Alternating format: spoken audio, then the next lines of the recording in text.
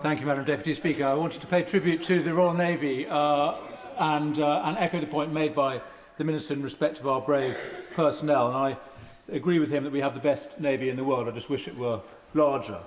Can I question the Minister? I'm unclear from what he's been saying whether we've had more than a narrative of what happened over the last month and of our capabilities in respect of these events. What has actually changed in terms of the government's planning with respect to defending our undersea infrastructure from Russia, in terms of either disposition of our forces or procurement, perhaps? And secondly, can I ask him, he mentions the resilience of our undersea infrastructure. Can you tell the House a little about what plans we have to cope with an attack on undersea cables and how quickly we could recover from them? Minister. First of all, it's a delight to see your party sat here in a defence subject, which is a first. And I'd also just like to remind him of the capability that we've seen as this Russian operations take place. The UK has deployed assets to map and track it and then expose it, which in fact is one of the best deterrents, because no longer could Russia or indeed Putin claim that an operation or sabotage that took place was not them, which was the whole purpose of that operation, which has been fantastically conducted by the best Royal Navy in the world. And remember, it's not just the ship or indeed the aircraft. There's a whole plethora of individuals. In fact, 500 people sat behind this operation conducting it, and it was successfully prosecuted. Claire Young.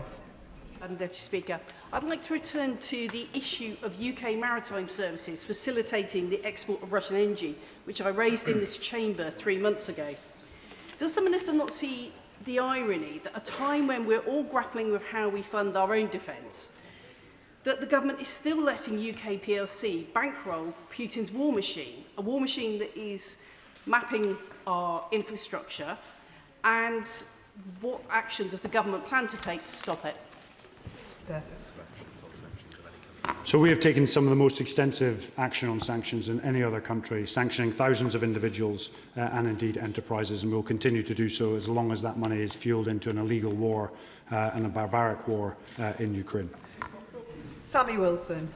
Mr. Speaker, a recent policy exchange document entitled Closing the Back Door highlighted that as a result of the Irish government freeloading on UK and NATO, that it was increasingly reliant on UK for security, particularly regarding to air defence and maritime security, resulting in an ability to inability to protect its own airspace and territorial waters, including crucial transatlantic cables, which created a backdoor vulnerability for the UK and NATO.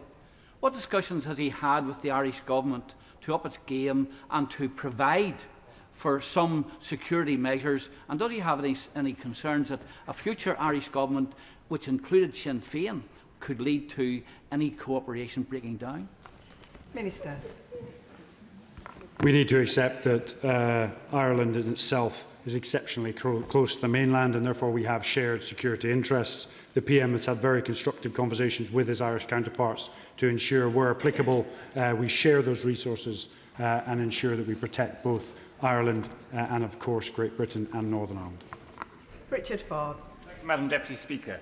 The Minister talked about ways in which the government is investing in deterring adversaries in the North Atlantic. He talked about the Atlantic Bastion programme. He talked about extra money for P-8 aircraft. He talked about additional surface vessels that are on order. But I don't, unless I missed it, think I heard anything said about plans for the AUKUS-class submarines that are planned for in development with the United States. Can the Minister comment on the future of the AUKUS programme? Minister. The AUKUS programme is not in question. It continues at full strength and is a fantastic trilateral partnership between us, Australians and the Americans. Jim Allister. Thank you. Given Northern Ireland's geographical position, it increasingly occupies a geosecurity location of some significance, particularly in regard to the transatlantic undersea cables. I'm therefore disappointed that there are still only 5 Royal Navy personnel based in Northern Ireland. Could I ask the Minister, last month there was a memorandum of understanding between the United Kingdom and the Republic of Ireland to provide sea and naval cover for the entire British Isles, particularly important to the Republic given their cyber economy reliant upon those cables. It is reported in some press that that has been provided free of charge to the Republic of Ireland. Is that correct? Surely not. Minister. It's not lost on me the essential role of Northern Ireland in both our transatlantic relationship, but also in the security of our Great Isle, and the essential role it played indeed in World War II. I write back to you with the detail of numbers within Northern Ireland, if I can, if it's within the operational parameter. But what I would say is that any discussions taking place with another country on a diplomatic space usually have bilateral benefits. Jim Shannon. Thank you, Madam Deputy Speaker. Can I thank the Honourable and Gallant Minister for his statement today, and no one in this House or outside of this House doubts the commitment of the Honourable Gentleman. The Select Committee had come about, I think it might have been about 6 weeks ago, to the House, and I had asked a question to the Chair of the Select Committee, the very issue that my honourable member friend for East Antrim referred to. The Minister is aware that the Royal Navy and the Royal Air Force protect not only the United Kingdom of Great Britain and Northern Ireland, but also the Republic, and that pipelines and undersea cables go from the United Kingdom to the Republic of Ireland to the Atlantic Ocean. So can the Minister confirm that the activities of Russian submarines have not been active in the soft underbelly of the Republic of Ireland and the back door to the United Kingdom of Great Britain and Northern Ireland? Thank you. Minister.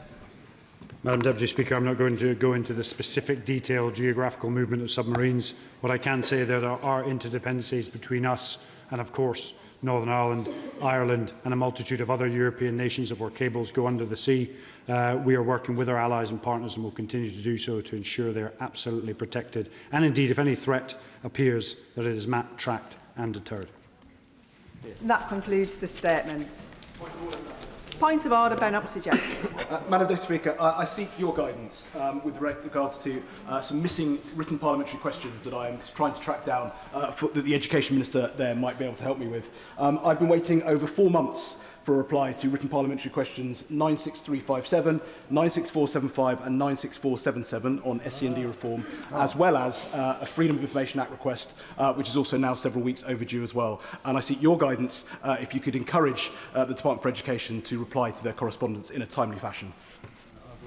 I thank the honourable member for giving notice of his point of order. Freedom of information requests are not a matter for the Chair, but it is important that members receive timely answers to their parliamentary questions. The honourable member's point will no doubt be drawn to the attention of the Leader of the House, who will be able to pursue this matter. Motion number 1 on business of the House today. Minister to move. Not moved. Motion not moved. I'll give the front benches a few moments to swap over.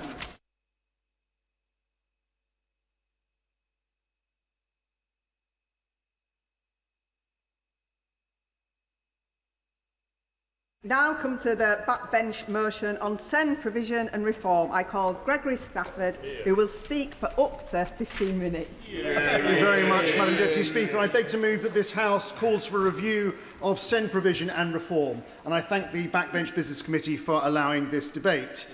Every debate on special educational needs and disabilities is dominated by statistics: funding, school places, workforce numbers.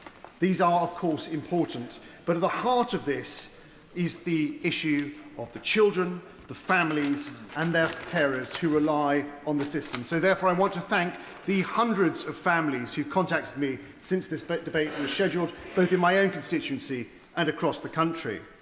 Now, this debate was applied for before the White Paper came out, so colleagues will forgive me if I decide to focus pretty much my whole comments on the White Paper, but I'm sure other colleagues across this House may speak more widely on the issues. In my opinion, any credible reform of SEND, including the government's White Paper, must meet 3 tests. It must strengthen legal protections, it must improve delivery on the ground, and it must address the underlying pressures in the system. And if it does all of these 3, it can and it will save money in the long run. But I'm afraid that on all 3, the government's proposals fall short. Before turning to the substance of the proposals, I want to address the process by which they've been brought forward. The consultation itself has raised serious concerns. Parents and representative organisations have expressed overwhelming opposition to key elements of the reforms, particularly around the potential weakening of legal protections. National charities have warned that proposals risk eroding rights, while others have questioned whether the most consequential changes have been fully and transparently put to the consultation at all. At the same time, many parents and forums report feeling that engagement has been superficial. The workshops and consultation exercises have not meaningfully reflected their views. And this matters because reform of this scale depends on trust. Yes, I will. Right to underline the issues, and that's why everyone here in the House is quite full. But one of the things that has never been done, and I think it should be done, is the issue of, I'm 71 years old. I remember when I was young as a child, there wasn't many children that had autism and had learning difficulties. But today the numbers are exceptional. Does the Honourable Gentleman agree it's time to source out the reason why there are so many children with special needs, necessities and qualities that they don't have and they didn't have back in the 60s and the 70s when I was a boy? Well, I think the honourable gentleman raises a very good point, a very interesting point, and I think if you're going to try to solve, if that's the right word, the issue around special education needs, and more importantly, put in place the systems to support children with special education needs, you do need to have an understanding of the reasons for it. But instead, I have to say to the honourable gentleman, I think in the government's proposals, there is a feeling from families who are already exhausted by the system becoming disengaged from the very process that it's supposed to improve it. Now, across Farnham, Borden, Hazelmere, Liphook and the surrounding villages, SEND is the single most important and most prominent issue in my casework inbox. Parents, schools and carers feel consistently let down by a system that is too slow, too complex and too often unresponsive.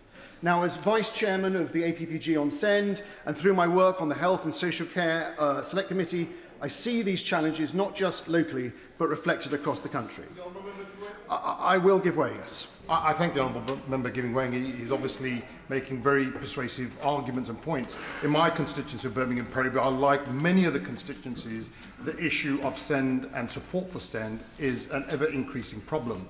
It's not just the support, but the quality of support. And what we are now seeing is parents having to lose their jobs because travel for SEND children to and from school is being prevented. Does the Honourable Member agree that this consultation should focus on the need as opposed to the financial aspect? As I said in my opening remarks, my view is that if you get this system right, and I don't assuage any unfair or untoward motive from the government. I do think they come from this from a point of trying to improve the system. But if you improve it properly, then I think it will save money.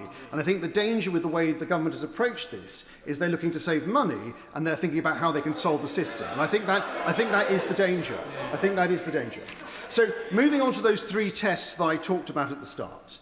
The first test is whether the government's proposals strengthen legal protections. Now, education, health and care plans introduced in 2014, I accept, are not perfect. But they provide something essential: clarity, structure and, crucially, legal enforceability. Can I make a little bit more progress? The central question is whether individual support plans will carry those same enforceable rights.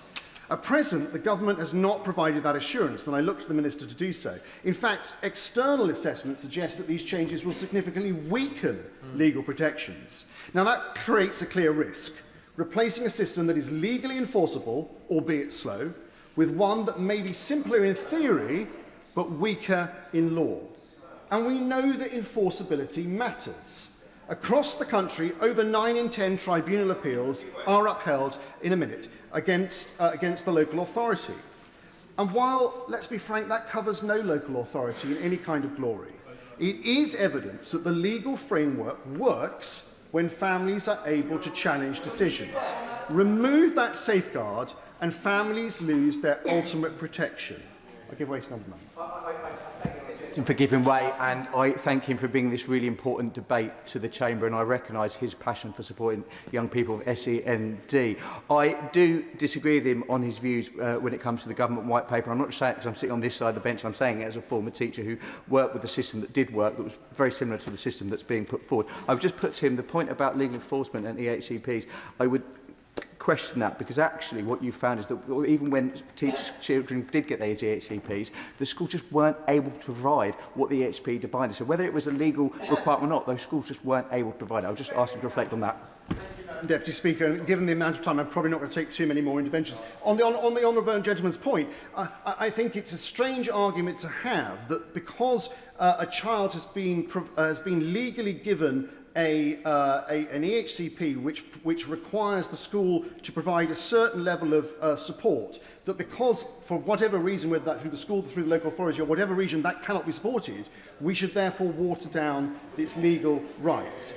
So when the current system works, and it does work in places, it is transformational.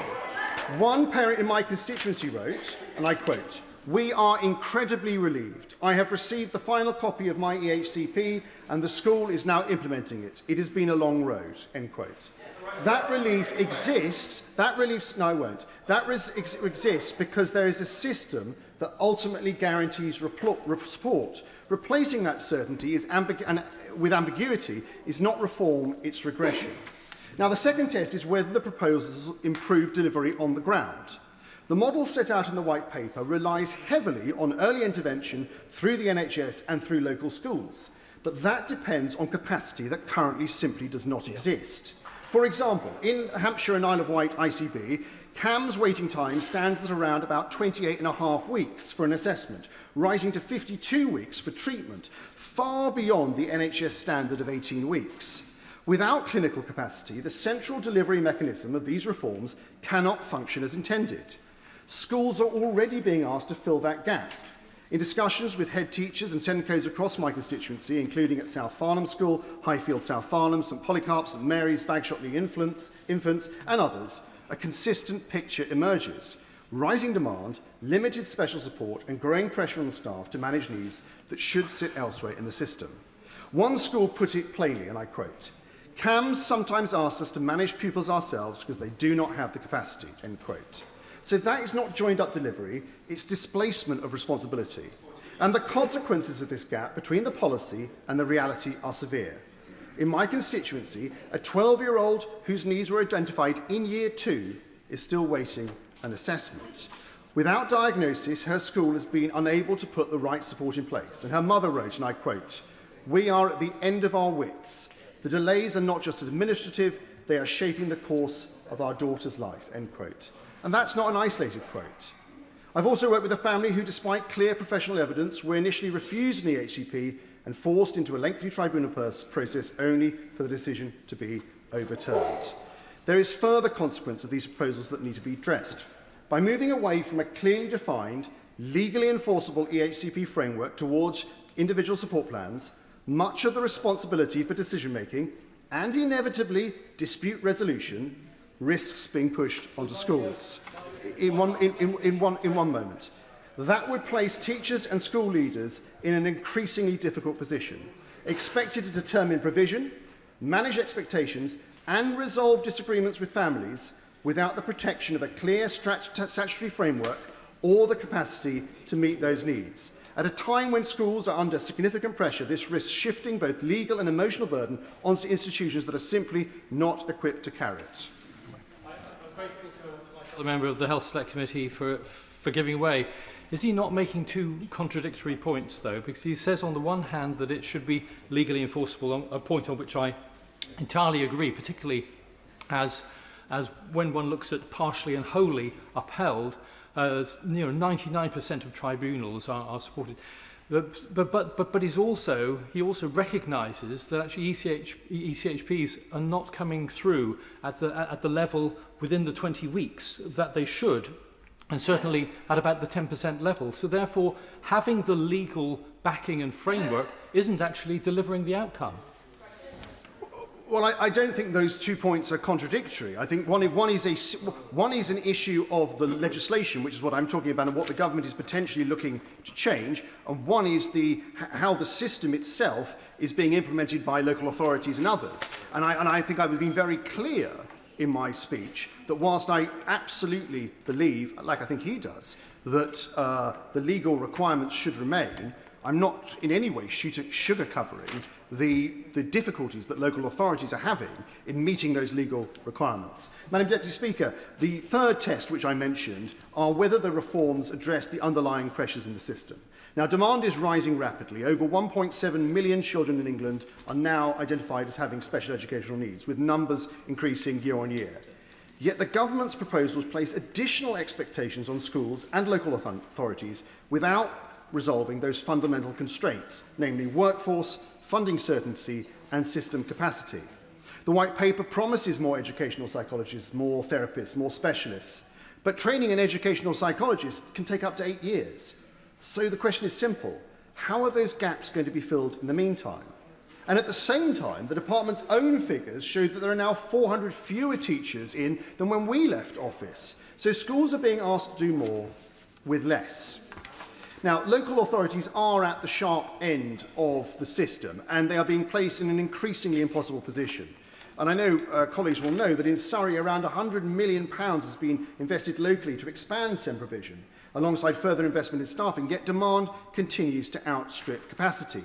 And in Hampshire, SEND overspend now stands at around £140 million, placing extraordinary pressure on finances. But this isn't unique to my areas in Surrey or Hampshire. Across the country, councils are being asked to meet rising demand, fulfil statutory obligations and absorb increasing costs without that long-term funding certainty. And the result is a system where families face delays, councils face financial instability and schools face mounting pressure. Madam Deputy Speaker, I think taken together, this is not simply a failure of local authorities. It is a failure of the system to meet demand.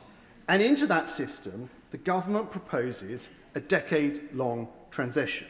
Councils are already preparing for a surge in EHC applications as families seek to secure existing protections before reforms take effect. And that's certainly not going to ease pressure. It is, in fact, going to intensify it. Now, through my work on the Health and Social Care Select Committee, I consistently see that SEND cannot be addressed in isolation. The number of children with SEND is rising by about 5% each year, and meeting that need requires genuine coordination between education and health. And yet SEND was almost entirely absent from the NHS 10-year plan. And when I submitted written questions on conditions such as autism, ADHD and dyslexia, the responses revealed that data is not collected individually, but grouped into very broad categories, which is really not joined-up government, it's fragmentation. That needs to change. I want to touch briefly on the independent sector capacity, because independent schools also play an important role in relieving pressure on the system, particularly for children with complex needs. They act as a pressure valve, and I'm aware that some characterise all independent provision as little more than private equity extracting profit. But I can tell you that the independent sector in my constituency provides excellent and comprehensive coverage and capacity. I'm fortunate enough in my constituency to have excellent specialist provision, including schools such as Hollywater, Undershaw, Morehouse, Pathways, the Abbey School and the Ridgeway School. They support children with complex needs every day, and they should be supported.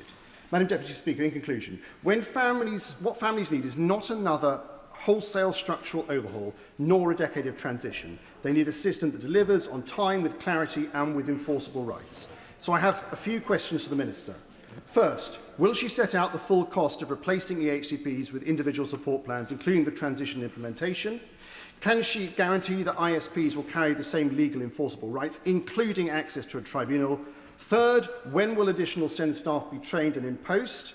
Fourth, what action will be taken against local authorities that consistently fail to meet statutory timelines? And finally, will the government publish detailed data on specific conditions and systems performance so that outcomes can be properly measured?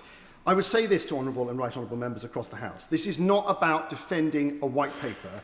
It is about defending the families that we represent. Families are not asking for perfection. They are just simply asking for a system that works. The question of the government is simple. Will it strengthen what exists, or would it replace it with something weaker, slower and less certain? Because on the current trajectory, that is the risk, and it is one, I believe, this House should not accept. The question is as on the order paper, and I will start with an immediate 5-minute time limit. Chair of the Select Committee, Helen Hayes. Madam Deputy Speaker, can I congratulate the Honourable Member for Farnham and Borden on securing this important debate and thank the Backbench Business Committee for allocating the time for it. The support for children with special educational needs and disabilities is an area in which my committee has taken an intense interest. It is the single biggest challenge in our education system with far-reaching consequences. The current system is failing children, families and the professionals who work with them right across our country. It is causing deep distress, sometimes even trauma, for children and their families. The implications of the failing system for local authority finances are profound, and many professionals are put in the invidious position of being unable to deliver the education and support that children and young people require because of impossible constraints on resources and ever-increasing need. The outcomes for children with SEND are unacceptably poor, and I'm afraid, Madam Deputy Speaker, I simply don't recognise the description of the Honourable Gentleman for Farnham and Borden that this is a system that is broadly working, a system that relies on parents having to battle every step of the way and having to go to tribunal to seek redress is an exclusionary and inequitable system, and we need to be absolutely clear that it is failing and that the reform that is necessary to get it to work is comprehensive and far-reaching. It is vital that the failures in the current system are addressed. Vital on its own terms, because no child should feel that there is no place for them in our education system, that their needs are not understood, or even worse, as we heard from some of our witnesses, that they are the problem. No parent should have to battle at every single stage of their child's education to get the support they need. But this is also vital if we want to improve outcomes in our education system and if we want to unleash the talent and creativity of every single young person for the benefit of our society and our economy. I thank my honourable friend for giving way. What I hear about is a real concern from parents about exclusions, as she's mentioned, and they're really concerned to understand how accountability will work in a future system, particularly around that risk that exclusions can have for a future where children are concerned about trauma as a result of their exclusions. I'd be grateful for her thoughts on that. I thank my honourable friend for her intervention. And accountability is one of the areas that we highlighted in our committee report last year, which I'll come on to speak about in a moment. We published our inquiry report last year, Solving the SEND Crisis. Our report was based on 900 pieces of written evidence, 7 oral evidence sessions and visits to Ontario in Canada and to schools and colleges implementing innovative good practice in England. In 95 detailed recommendations, our report called for comprehensive change to the SEND system, with a focus on early identification of need, making mainstream schools inclusive for the children with SEND who are already in them, increasing the accountability of the SEND system, as my honourable friend rightly suggests, for schools, local authorities and, importantly, for the NHS, and involving parents and carers in every decision about the support their children receive. We have, to date, received only an interim response from the government to our recommendations, and we look forward to receiving the full response in due course. But we are encouraged that the government's SEND reform proposals reflect several of my committee's recommendations. It is very welcome that the government has committed additional resources to SEND support and will effectively be running 2 parallel systems for a number of years to avoid sharp cliff edges between the old system and the new one. That is the right way to deliver significant reform. The decision to write off 90% of local authorities' SEND debts, I know, also comes as a huge relief. It is the right approach to prioritise early identification of need, to be seeking to make mainstream schools fully inclusive for the children who are already in them, and to be expanding the availability of provision in the state sector for children who need a place at a specialist school. Will she give way? Goodbye. Thank you for giving way. One of my constituents, Olivia, is battling for her son to stay in mainstream education alongside her son's twin, who is an anchor to them. And so would my honourable friend agree with me that we must ensure that ISP is there quickly to avoid some of that distress in the process when parents battle to keep their children in mainstream settings. I thank my honourable friend for that intervention. He speaks very well on behalf of his constituent, whose situation is replicated right across the country, and it gives urgency to the need to reform our SEND system. It is the right approach to be increasing the expertise of teaching staff and to be making specialist expertise available to schools whenever they need it. The long waiting times for diagnosis and specialist support, such as speech and language therapy, is one of the most appalling aspects of the current system. Childhood is so short, and children shouldn't be seeing years of their education pass them by without the support they need to get the most out of it. My committee is undertaking our own scrutiny of the government's proposals tomorrow, when we will hear directly in an oral evidence session from witnesses with a wide range of different perspectives and expertise, and we will write formally to the government in due course with our reflections following this evidence session. But as I speak with parents and the organisations that represent them, there are some areas of anxiety about the government proposals that I hope the Minister will speak to today. The proposals involve over time a scaling back of EHCP assessments and EHCPs, replacing some EHCPs with individual support plans. Parents and carers who I've spoken to are understandably concerned about replacing a statutory plan with an ISP which won't be on a statutory footing. The concern is about how accountability will be guaranteed if there are problems with the ISP, if their child's needs are not correctly identified, if the ISP that is drafted is not fit for purpose, or if it is not being implemented properly. On that point, I'm afraid I won't give way because of the time. Parents and carers of children with SEND have often been let down so much by so many different parts of the system that they simply don't trust that anything will work as it should. Their children have rights on paper which are so often not upheld in practice. In such a context, accountability matters. Rebuilding the broken trust and confidence of parents and carers in the SEND system will be absolutely critical to the success of the government's reforms, and it's why my committee recommended no changes to current rights and entitlements, so that a new system can be built while parents still have the same access to redress to fall back on.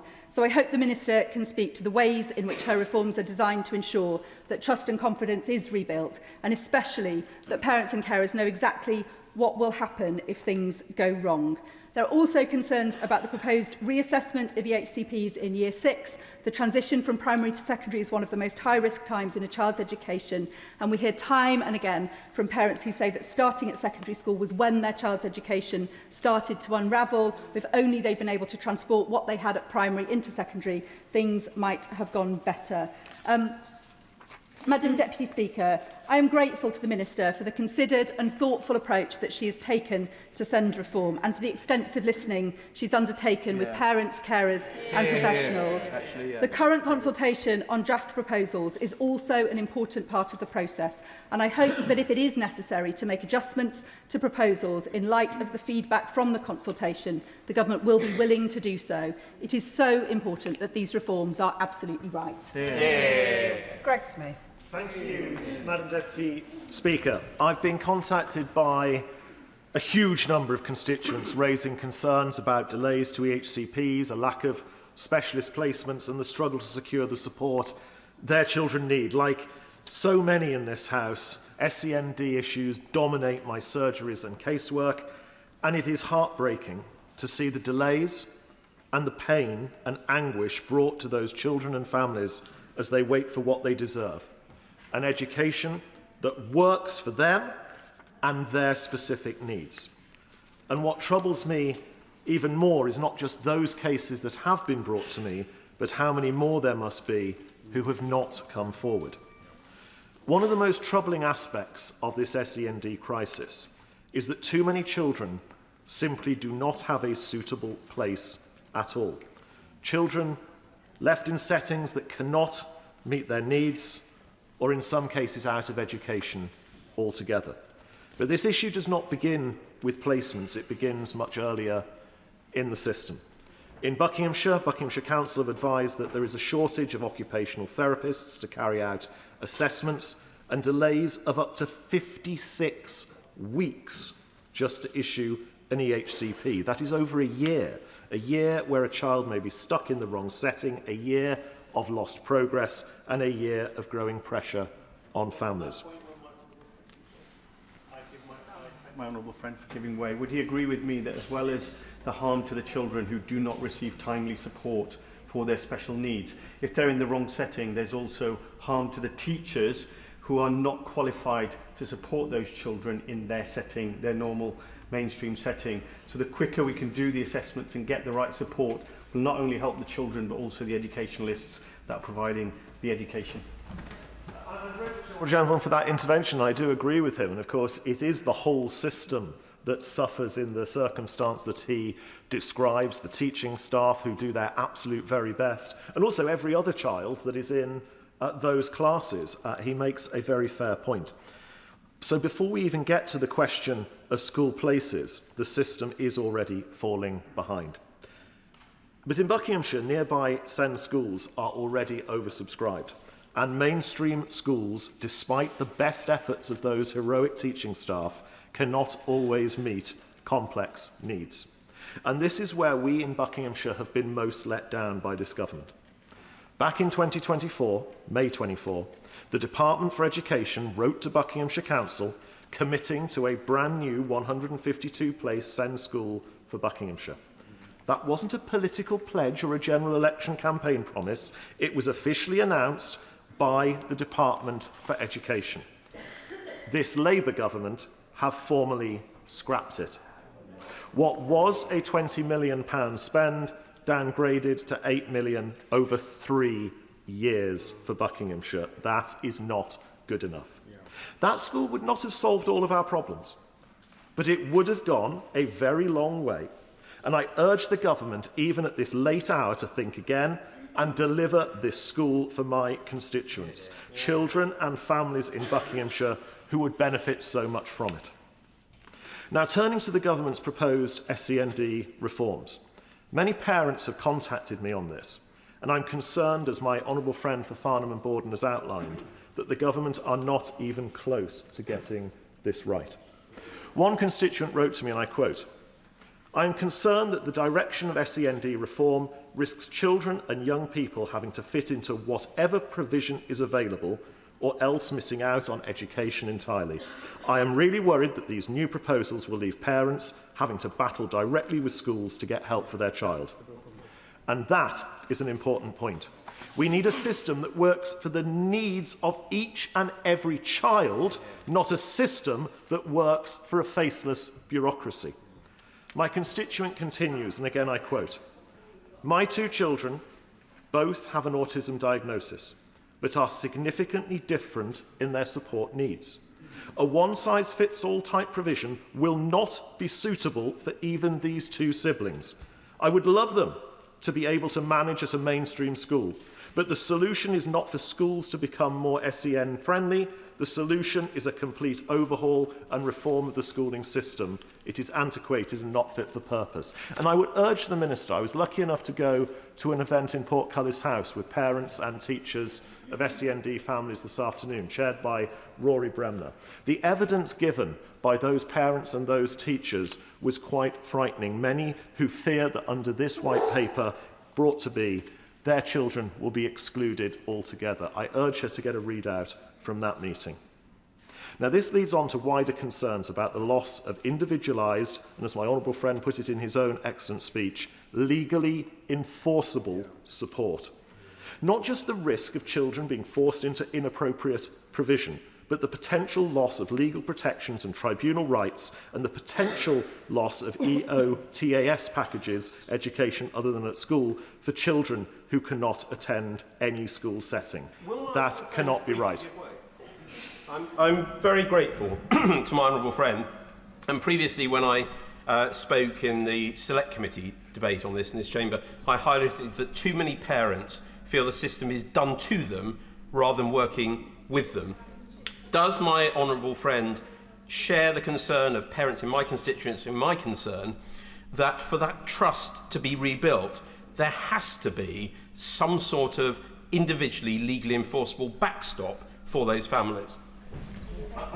My right honourable friend, he hits the nail precisely on the head. And it is in the interest of those families that motivated me to speak in this debate this afternoon. I entirely endorse the point he makes. In the last few moments I'd like to briefly raise another specific case that I would be grateful for the Minister's reflections upon in her summing up.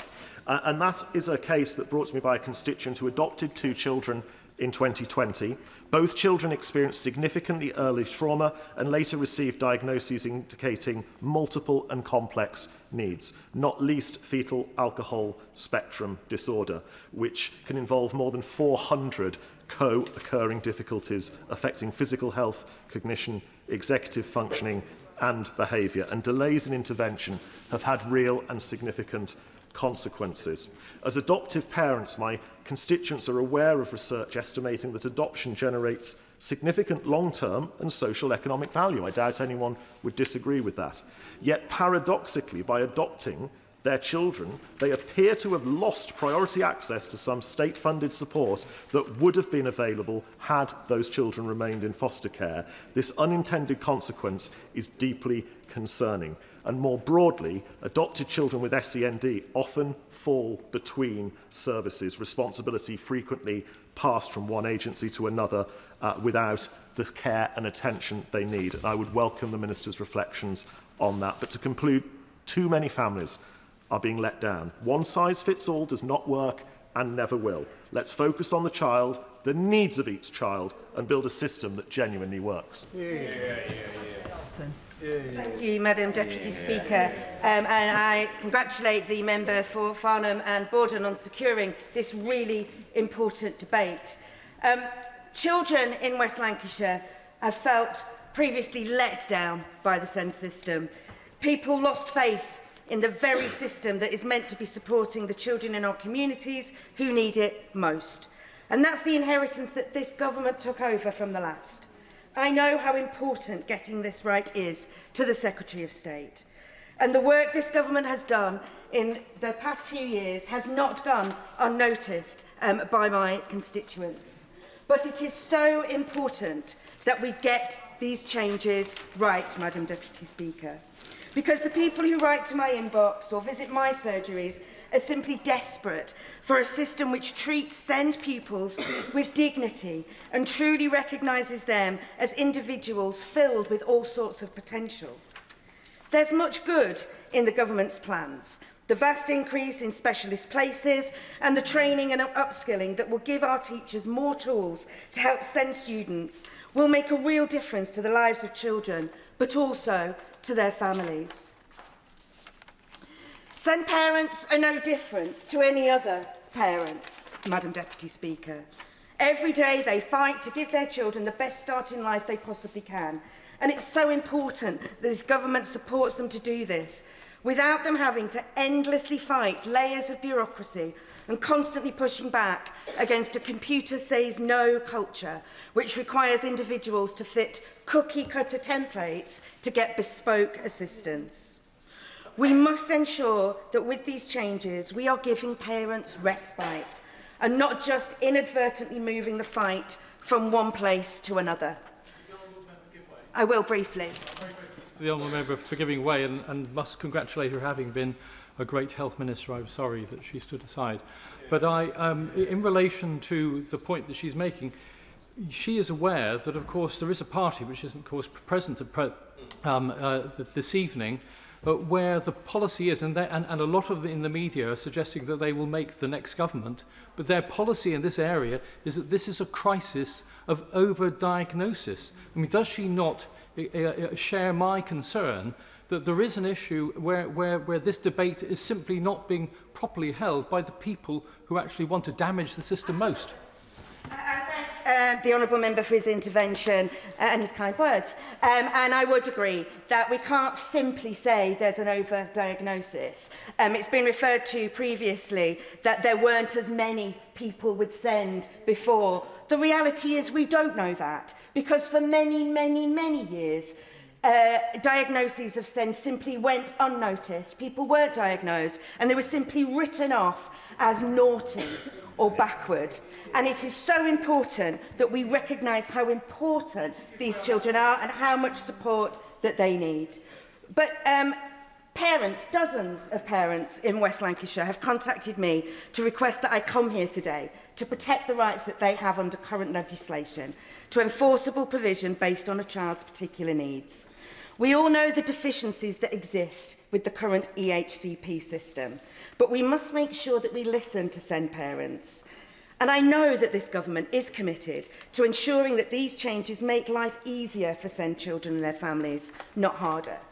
I've met twice with a constituent of mine who has a son with severe and complex special needs. He's non-verbal and has sensory challenges. Even when her son was offered a place at a special school, the local authority did not accept the place, despite it being cheaper than the local authority provision. They ignored recommendations and assessments, and my constituent's son was out of education for 7 months. My constituent had to use the rights that exist in current legislation to fight for the most basic right for her son to have an education. And the issue was only resolved because of his legal right to legal enforceability and the tribunal power to name a school. Had this not been the case, her son may still not be in education. My constituent agrees with the government that the system we inherited isn't working, and she's not asking us here today to scrap these reforms. But we must make sure that the changes we are making to an unfair system are supporting SEND children and their families as much as we possibly can. Last year, Reform took control of Lancashire County Council, the authority that makes decisions about SEND provision for my constituency. And despite claiming they would tackle the issue, it's plainly obvious that they've demonstrated no interest in it. Their national party doesn't either, as has already been pointed out. Not a single one of them is present for this debate this evening. Where are they? Reform-led Lancashire County Council has failed to provide tailored support for children in my constituency, failed to support families in my constituency who are fighting tooth and nail for the same opportunities for their children that the rest of us rightly expect as standard. And it would be an abdication of my duty in representing my constituents if I didn't seek to give parents every tool in the box to defend the rights of their children to a decent education in the face of a local authority whose leadership turns its gaze and plugs its ears. I'm proud that this government is tackling this issue in a constructive way. Parents have waited for these changes for far too long, and as part of my right honourable friend's commitment to giving every child the best start in life possible, I would be grateful if the Minister could give a clear reassurance today that the legal right to an EHCP or similar for those who need it will remain, and that the ability of families to enforce provision will not be weakened under reforms. Speaking limit is now 3 minutes. It's highly unlikely that most people will get in. Andrew George. Thank you, Madam Deputy Speaker. In fact, I had made a number of interventions in place of my speech, but I wanted to respond to the honourable member for West Lancashire, because she was making a very strong case in relation to the need to make sure that these reforms are forced through. The issues which were raised by the honourable member bringing this debate today, the three tests which he introduced to this debate, I think sort of set the template on which I really hope that the Minister responds in due course. The issues which I know that in my constituency and across Cornwall, and it's good to see members from Cornwall here this evening, are causing the greatest concern are in relation to the large number of tribunals which are raised in order for parents to ensure that their children get the decent education that they desperately deserve. I mean, the fact that yes, I will give way to the honourable member. Thank you for giving way.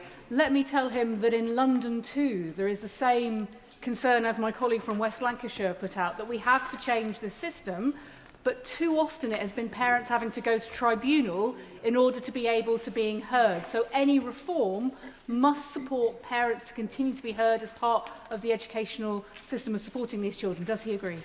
I absolutely agree. And indeed, what worries, I think, all of us most is the fact that parents have to be sharp-elbowed enough to actually take on the tribunal system, which is no mean feat in itself. And what worries me, indeed, is how many other parents don't have the confidence to go forward to use the tribunal system and to challenge the system and to actually make a complaint even to the Ombudsman or using even local authority facilities to actually pursue those issues. So there are major issues which I think need to be reflected upon, and certainly it shouldn't just be those down to those parents who have the self-confidence to be able to navigate their way through the system, that their children benefit, and so many others are actually falling by the wayside, and that does cause a great deal of concern to me, indeed. And indeed, the other issue which the honourable member in his opening remarks identified is that of the very low numbers that are actually meeting the 20-week ECHP basis, which obviously does result in many pupils just simply not getting on and getting the services which they need within the education service which they do desperately need.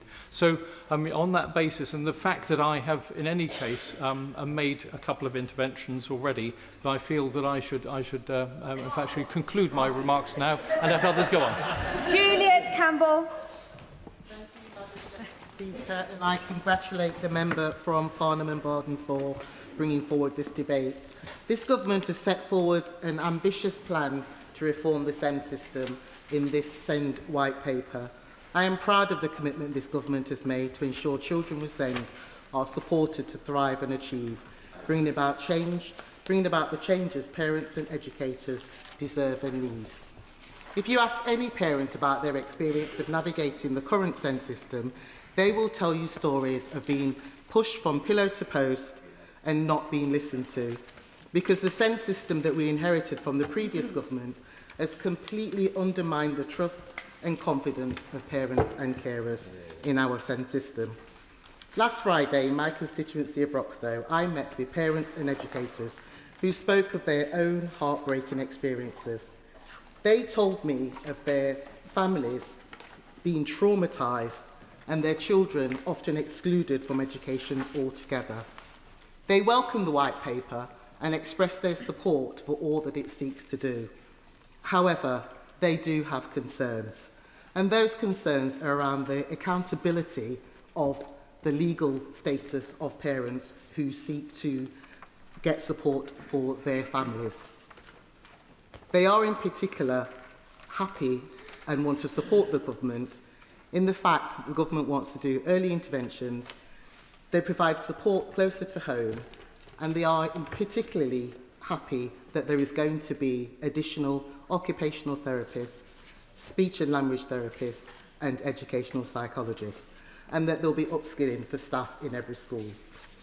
All parents and educators are also seeking further detail in how we can also reform the current teacher training curriculum, so that newly qualified teachers and educators are trained with the skills and expertise that they need in every classroom, which includes dyslexic pupils and the neurodiverse.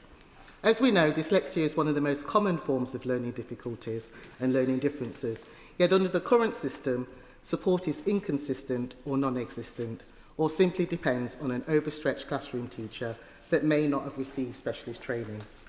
It is my hope that this white paper will be a vehicle for the development of a national dyslexia strategy, and I have confidence that this government will take this into consideration alongside all their other excellent work that they are doing to improve the education outcomes and the life chances of those with SEND.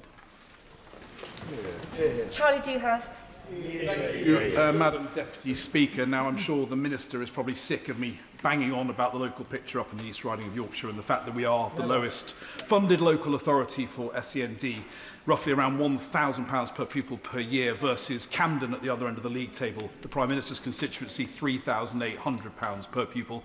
That discrepancy, that inequality is simply, I mean, it's insane, frankly.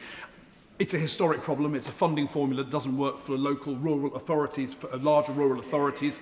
It is something that members across the House have campaigned on for many years. I know that it is one of those almost too difficult to do problems that ministers have perhaps shied away from on both our side and indeed on the Labour side as well. And I do ask her this opportunity, this unique opportunity to grasp it, that we are now consulting on this, and I do welcome the opportunity to meet with her next week alongside my right honourable friends, the members for Beverley and Holderness and Goole and Pocklington, and hopefully we can find a way forward.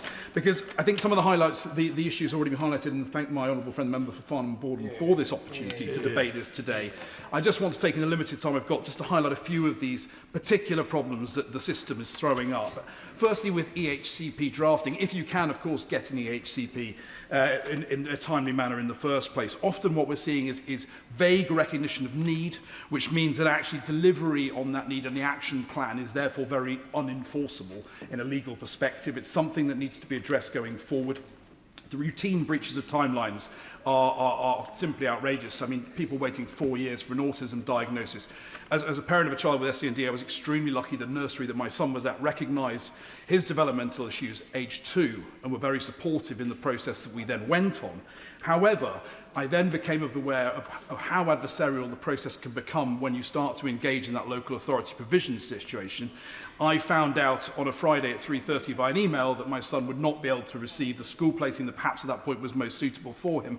It did say that I was able to appeal that decision, but it gave me no reasons as to why the decision had been made. And of course, 3:30 was when they were finished for the weekend on a Friday, no option to go back. Obviously, it's that kind of thing, simple things within the system that we can address and should be addressing to ensure the journey for parents is less challenging and more easy. Because the more we get the children into the right settings, the better that will be for them. Fewer will lose time in education, and actually the long-term problems that lead to further issues in adulthood can be avoided. We do not find a child heading into a journey for never-ending care. Well, I would just say, yes, thank you. Of course. I mean, I entirely support the point he's making, and I think the idea that anyone on this side is wholly endorsing the current system, let's be frank, would be false in doing so. But the concerns that I have, and I think he's expressing, is that the current proposals under the white paper means that if, unfortunately, he has to go through to a tribunal system, currently that tribunal can allocate a specific provision that the parents and child can go. Under the current proposals, that tribunal wouldn't be able to allocate a specific provision, which essentially renders the whole thing null and void. Yep. So, does he agree with me that what we're asking for the government is not to rip up what they're doing, but to listen to the concerns that parents are making about their changes and tweak them so that they can be responsive to the problems that he's raising? Yes, and I thank my honourable friend for that point. And it's about that journey, because one of the problems, of course, for the children involved is that their journey is uncertain. And the system becomes inflexible. The reviews are not done in a timely fashion, which means a child gets stuck in a placement that may not be right, and that exacerbates the problem going forward. So we end up with these much bigger, more costly issues, not just costly in terms of local authority or central government spending, but costly, of course, for the parents and for those children. And that is one of the most challenging things, I think, as a parent, is not knowing where that journey is going to go, not knowing what my son's outlook is likely to be in 2 years, in 5 years, in 10 years. But if I had the confidence the system would be there to support and provide the necessary safeguard around that schooling provision, maybe that provision into adulthood in required, then I think we could start to break down some of these challenges and the barriers we've got at the moment. I appreciate that a lot of this comes with costs, and local authorities do need more provision in certain areas, and I would plead once again to ensure that inequality in the funding gap is addressed. But I hope that this provides us with an opportunity to find a better way forward with SEND provision. Ben Coleman. Deputy Speaker, and I stand as someone who's received, as I think many of my colleagues have, many emails and messages and had many conversations with parents of disabled children. And I know that everywhere across the country these parents are fighting battles to get children basic support that the law says they should already have. And this is the damaged system, profoundly damaged system, that this government is determined to change, and I welcome that hugely. And in my view, the Schools White Paper represents the most important attempt to improve life for disabled children and young people and their families since the introduction of EHCPs in 2014, and before that, since the last Labour government's Aiming High for Disabled Children programme in 2007. And I shall perhaps declare an interest here. I campaigned with Contact to Family and MENCAP and the Council for Disabled Children to build the political case for disabled children in the mid-2000s that led to Aiming High and secured nearly £1 billion in new funding, plus new rights for disabled children and young people and their families. On that point, will my honourable friend give way? Yes, happily. Very briefly, will you join me in welcoming the £4.8 million of extra investment that this government has put in to support SEND adaptations in Bolton, but also the recognition that came from parents at my SEND roundtable last week that it can't just be about extra investment into the system, but this reform is now long overdue? Thank you. My honourable friend makes an excellent point, and I'm very glad his local areas received that investment. Indeed, in the two boroughs of my constituency of Chelsea and Fulham, they're going to be getting a 10% increase in SEND funding for next year to support new dedicated SEND spaces in every secondary school. And this sort of thing is happening across the country, and it's absolutely right that it should. These are real commitments seriously made. The £4.8 million for nearly £4 billion for school improvements and new therapists and specialists and better teacher training, the new individual support plans for every child with SEND, the ECP and tribunal rights being retained for those with the complex needs, all seriously made commitments, and I welcome them. But I have to say questions do nonetheless remain. Some have been raised, and I have therefore just three questions for the Minister. The first relates to enforceability. And if a school fails to deliver what's written in a child's individual support plan, I do think parents need a clear legal route to resolution. A beefed up happily.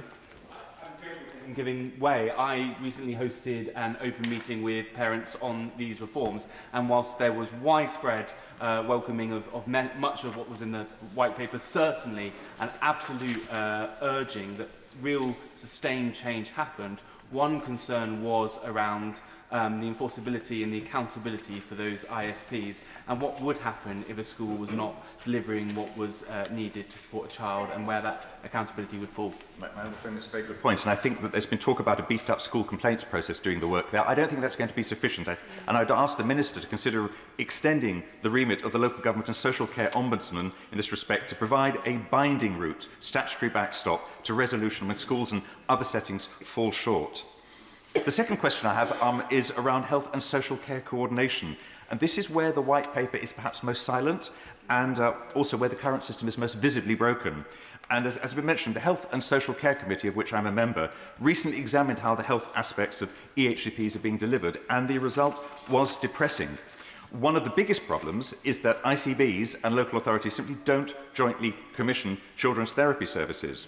Of course, back in 2014, a truly joined-up education healthcare plan was exactly the ambition that was being strived towards, but health never fully showed up, and the then government allowed them for years to get away with that. So what we have to do now is we have to tackle that. And witnesses to our committee urged that local authorities be mandated to have the government mandate local authorities to have representation on ICB decision-making boards. Will the Minister be prepared to give this serious consideration? Finally, Madam Deputy Speaker, children with SEND spend most of their lives outside the classroom, of course, cared for by parents who in turn receive remarkably little support. So will the Minister commit to a clear, published expectation that health and social care will provide these families with the information, guidance and practical support that they need? Madam Deputy Speaker, this white paper shows a government that understands the system is broken and is prepared to invest. And success is going to depend on many things. Including, as I've raised today, whether health finally shows up, whether ISPs are properly enforced, and whether families get the support, the own support that they need. I have every confidence this government is going to carry on doing the right thing, and I look forward to improving the lives of disabled children, young people, and their families. Sir Al Pinkerton. Thank you, Madam Deputy Speaker, and can I thank the Honourable Member for Farnham Borden for calling this important debate. Like him, my inbox has overflowed since being elected last year, with concerned parents writing to me about the state of special educational needs provision. They recognise that the system is broken, but they also recognise that the system that they experience in Surrey is perhaps more broken than almost anywhere else. To start off with one bit of good news and some acknowledgement of the Department, I would like to thank the Department for confirming funding for the new Frimley Oak Academy that's going to be opening in my constituency in the near future, that will cater to 170 pupils. It represents a really important step forward in addressing some vital local need in education for children with special educational needs. But the sad reality is that for too long, so many parents and children in my constituency have been failed. And I'm sorry to say, by Surrey County Council. Surrey has the highest recorded number of SEND tribunal appeals anywhere in the country for the last 3 consecutive years. That is a statistic that's a symptom of systemic dysfunction and failure. And behind every one of those appeals, there are human stories. One constituent of mine recently wrote to me, and her opening words were simply, "Our life is crumbling right now."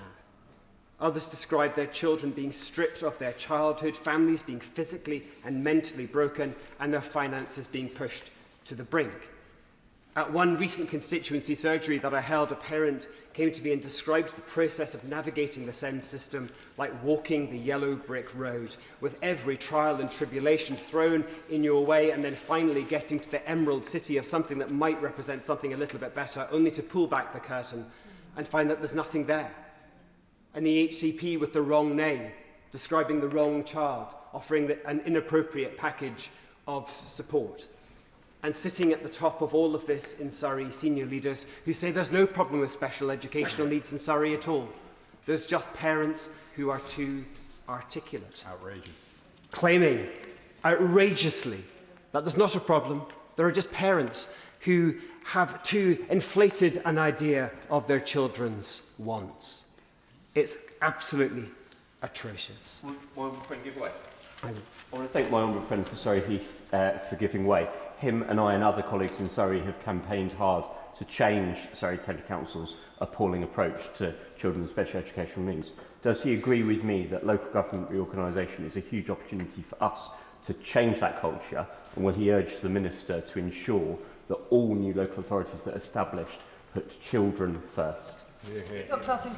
I'm very grateful to my honourable friend's intervention, and I agree there is an opportunity here with local government reorganisation to try and get some of these processes right, but I also recognise there are enormous risks, again, particularly in Surrey, where this new unitary authority is likely to start its life with £4 billion worth of debt and a £150 million per year annual shortfall in terms of its operational budget. This could be a council that is in special economic measures, section 114, from the moment of its creation.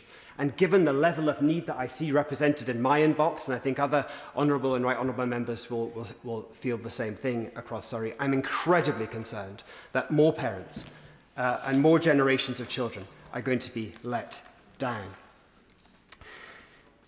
So whilst I congratulate the Minister and the Government for what I think is the correct intention of travel with their plans, I'm also incredibly concerned that perhaps there aren't the necessary financial foundations in place to ensure that children are properly looked after. Because ultimately this debate comes down to one simple question, and that is, will these SEND reforms that the Government is proposing deliver meaningful change, or simply repackage a system that continues to fail families? Judging by the state of my inbox, we cannot allow any more families to be failed. Smith. Thank you, Madam Deputy Speaker. I would like to thank the member for Farnham and Borden for securing this debate. As the motion states, it is vital that Parliament continues to hold a spotlight on the SEND system as the Government works to bring about the necessary reforms. And necessary is the right word, as the system this Labour government inherited is not working for families, for children, for local authorities, our health service or our teaching professionals. The last government left the system close to breaking point, and it is this Labour government who are rebuilding a system that works. In Lancashire, the government has increased the high needs block allocation to £223 million in 26-27, which will be a 56% increase compared to the allocation they had in 2018-19. They've also committed an extra £19 million towards capital investment last year, with £23 million coming in this year, an uplift of an extra £4 million to support the capital costs. And like councils across the country, they are benefiting from 90% of their SEND deficit being written off. However, my constituents in Hyndburn are still facing a lengthy wait for an EHC to be finalised. Lancashire County Council have only issued 17.3% of their plans within the 20-week requirement. So I'm interested in the Minister's plans to improve the accountability for local authorities. I am losing count of the number of families I've had in tears in my surgeries due to the failures of our County Council, currently led by Reform, in making sure that we meet the needs of our children when they need it, provide the certainty for parents of how they get the education that they all deserve. But whilst parents and carers are desperate for a system that works with them and not against them, as we've heard in a number of members' contributions this evening, how we do the reform is as important as the reform itself. And that is why I called for the government to ensure that they put the voices and views of parents, carers and young people at the heart of their reforms. And it is undoubtedly evident that they strengthen the plans and that helps shape the government's approach positively through the time that the government took to try and get this right. Many of my constituents found this engagement refreshing and helpful, and I was delighted specifically to also welcome the Schools Minister to Haslingden Academy, where we had a great morning with young people and the head teacher there. Now, I'm delighted that the government's ambitious roadmap for change recognises that the reforms can't be piecemeal. It addresses the system as a whole. We don't have time to outline the many facets and focuses that the White Paper outlines. But I believe that this white paper starts to provide a roadmap for how we can deliver the change for every child, wherever they live, in order to end the postcode lottery that they currently exist in.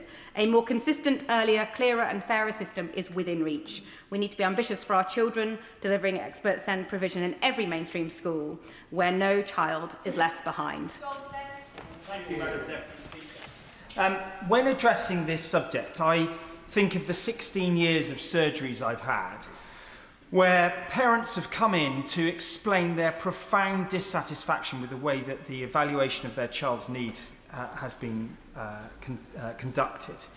And one of the most powerful examples was a constituent who came to me and said that their son has complex SEND needs, including autism, ADHD, sensory processing disorder, demand avoidance, SEMH, and severe anxiety and school trauma.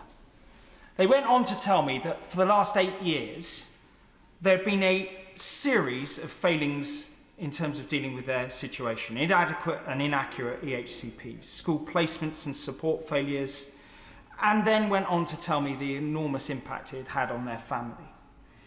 Now, I honestly believe that everyone in this place wants to get to the right improvements to this broken system. The system, very happy to give way. Thank you very much for giving way. Two of my constituents, Tom and Emily, their brother and sister, they got their EHCPs after tribunal fairly early because their parents were so robust. They then only got the suitable schools after tribunal because their parents were so robust, against the will of the local authority. Does he agree with me that any reforms to this process must be enforceable? I do, but I want to address the key point that I think we've all got to acknowledge. Between 2014 and 2023, there was a 140% expansion in the number of EHCPs to well over 500,000. And in generating that volume of demand, we have to be honest on all sides of this House about whether, given the budgets we have, or whoever's in government, can actually provide solutions that meet the needs of every individual child. And we're all trying to make the case that whether it's EHCPs give us the legal backstop, or whether we move to an ISP and a school-based solution, that it will achieve that. What I want us to recognise is that in defining needs so much more broadly, we have created such a demand and expectation of the state. We have got to be real about what we can and what we can't provide. And this is very delicate territory because we're always concerned that we're going to be accused of denying the needs exist. But what concerns me is that we're going to set expectations that the school is going to set up an individual definition of provision. And it will not be met in exactly the same way that we've seen the challenges of the last decade. There is a central tension in this white paper that as we move from a rights-based system of statutory entitlements to a resource-led system, that it will automatically improve. And it seems to me the concern that I see exists amongst the representatives of those with unmet SEND provision and the charities is that there will be an enforceability gap, having set expectations in our country that EHCPs are legally enforceable. So with these new proposals of ISPs, while parents might have the right to a plan, they will not have the legal right to the provision it contains. And if we standardise things over individual needs, and we move to a situation